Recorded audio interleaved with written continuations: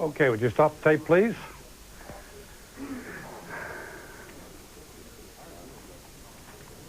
The results to date of this type of attack, we have destroyed more than 70 of these hardened shelters, and quite frankly, the Iraqi aircraft are running out of places to hide.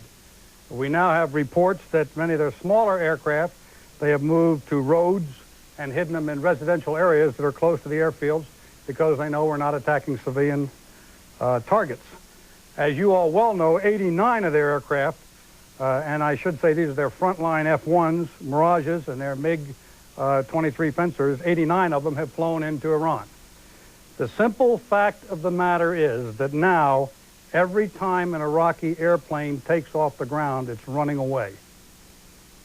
As a result, Chuck Horner, my CENTAF commander, has now claimed air supremacy. I'd like to talk a little bit about the isolation of the Kuwaiti theater of operations. One of the ways we do this is by destroying the bridges that lead into the Kuwaiti theater of operations area. Next chart, please. We've targeted a total of 36 bridges. Out of those 36 bridges, we have attacked 33 of them with over 790 sorties. Obviously, by shutting off the bridges, we shut off the supply lines that supply the forces in southern Iraq and in the Kuwaiti theater of operation. I'd like to now show you a little film of the destruction of the bridges numbered 1, 2, 3, and 4 in order, and give you an idea of what we're talking about. Would you show the video, please?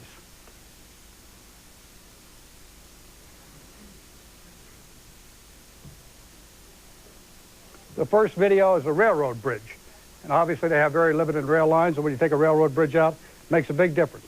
We try and hit right near the shore, I've been told, because that's the most difficult to repair and does the most damage if you get in at that point. That's one end of the bridge. You'll now see the same bridge again. Notice that's where we hit before. The span's gone. We're now hitting the other end of that railroad bridge.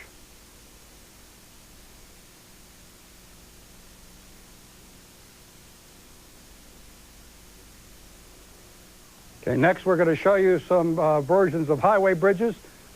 You might ask on this next shot why it is that we're hitting the bridge in the middle. The answer is you can see how cloudy it is. The pilot just breaks out of the cloud and doesn't have a lot of time to get his sight on the bridge, so he just puts the sight where he can on the bridge and bombs away.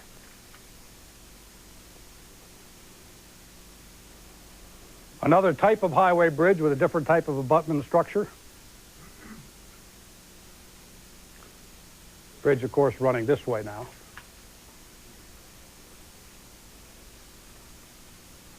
I'm now going to show you a picture of the luckiest man in Iraq on this particular day. Keep your eye on the crosshairs. Right there. Look at here.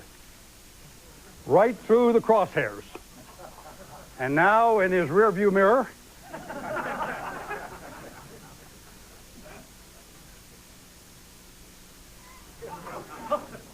okay, stop the tape, please.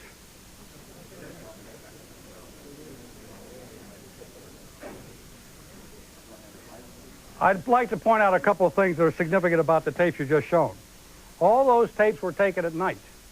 The night is the time when before he moved the most and resupplies the most. You'll notice that on all 4 of those bridges, you only saw one vehicle. That's another indication of how we're interdicting his supplies. 2 days ago, we observed a supply convoy backed up for 15 miles on the road from Baghdad to Basra. It was backed up on the north side of the road right near the bridge that we had knocked out. Obviously, we attacked that convoy, and we observed countless secondary explosions when we attacked it. J-stars and other very sophisticated systems give us a level of measure of just how much damage we're doing to his logistics traffic. This is, over here on this map, excuse me, Roger. This is the main supply route right here that comes down into Kuwait City. In the past, on any given day, in the early part of the campaign, you could look at that main supply route. At any given time, you'd find about 1,000 trucks on that MSR. Nowadays, whenever we look at it with any of our sophisticated systems, the maximum we find is less than 100. That means about a 90-day degradation, a 90% degradation. Just reminding you, there's been a major land battle. In fact, that land battle is still going on. Iraqi forces launched a major offensive on the Saudi border town of Khafji. We expect General Norman Schwarzkopf, whose briefing we're watching at the moment, to address that battle in a moment. But the battle is still going on. Iraqi forces launched a major attack across the border into the Saudi town of Khafji. But at the moment, we'll stay with General Norman Schwarzkopf. We'll have further reports as the morning progresses. The enemy prisoners of war that we've taken have told us that they're receiving only one meal a day.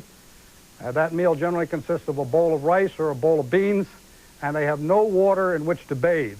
And as a result, many of the enemy prisoners of war that we've taken are infested with body lice, and many of them have open sores on their body. I'd like next to come to nuclear, biological, and chemical. Next chart, please. We had 31 targeted locations, and we have attacked all 31 with over 535 sorties, as you can see. We know this is of great interest to the international community, and therefore we were happy to report that we have destroyed all of their nuclear reactor facilities. Baghdad Nuclear Research Center has been leveled to rubble. Precision-guided missiles and TLAM cruise missiles have struck hard at the nuclear, biological, and chemical facilities. As have the many aircraft we've shown. Over half of them, those facilities have been severely damaged or totally destroyed. We have absolute confirmation that we've destroyed over 11 chemical and biological storage areas. And we've also destroyed or heavily damaged 3 chemical and biological production facilities. And we're going to continue a relentless attack on this very, very, very heinous weapons system. Let me turn now to the Republican Guards. We're targeting the Republican Guards with about 300 sorties a day, 300 sorties a day. We're using very accurate bombing, and even in bad weather, the many secondary explosions are confirming the fact that we're inflicting continuous damage on them. Now remember, I said 300 sorties a day, but let me give you some examples. On 26 January, 27 B-52s dropped 455 tons of explosive on the Republican Guards. Yesterday, 21 B-52s dropped 315 tons of bombs on them. And today, 28 B-52s dropped 470 tons on them. That was a live briefing. In fact, the briefing is still going on with General Norman Schwarzkopf